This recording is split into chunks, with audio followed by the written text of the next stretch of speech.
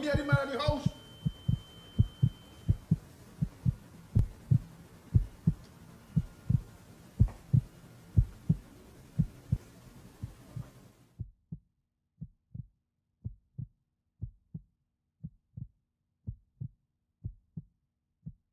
Seeking employment is often an arduous task for both the school leaver and older persons who might already have been in the job market. And we tend to sometimes overlook things that we should pay attention to during an interview. So today I want to talk about some things we should avoid during the interview process.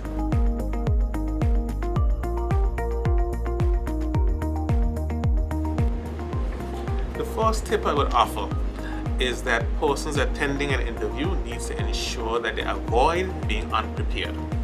Persons sometimes neglect basic issues of doing research about the institution they're applying to, doing research about the job that they're actually applying for, and determining who will be actually interviewing them.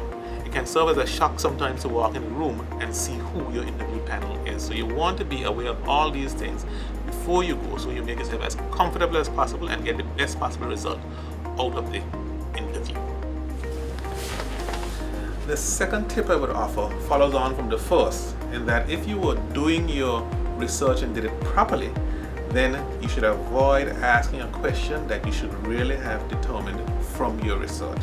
It doesn't help if you suddenly ask a question that, based on the experience which you've put out there and the knowledge that they would expect you to have and appreciation they would expect you to have of the job description, you're asking a question that should be very familiar to you. That will not help at all. It will put you in a bad light. So avoid asking questions that you should already know the answer to by virtue of your research and your appreciation of the job you're applying for.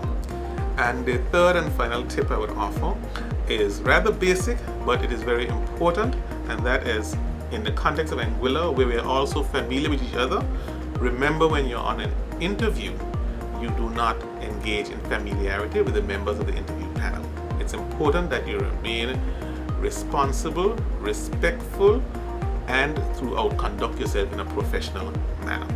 So I think I can advise that the 3 tips that I've offered to you can serve you well in the job market if you pay some attention to it.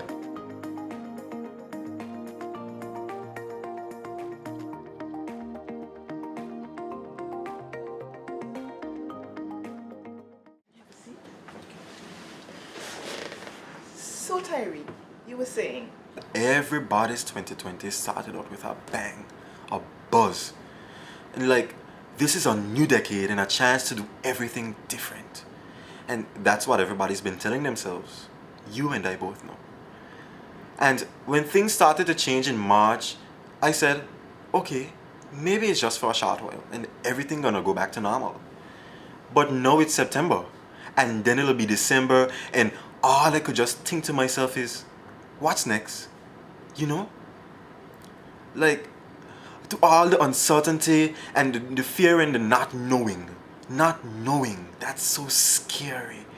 Not being able to tell what's coming. Like, what's coming? And every plan that I had for this year and next year is gone.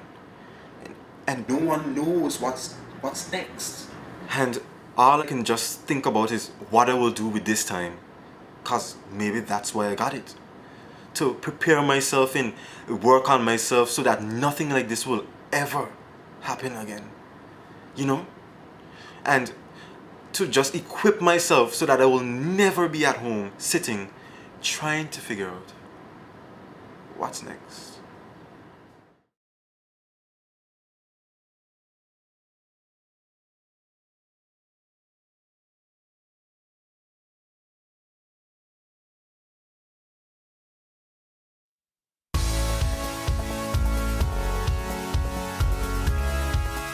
When attending an interview, it is vitally important that we understand that the dress goes a very long way.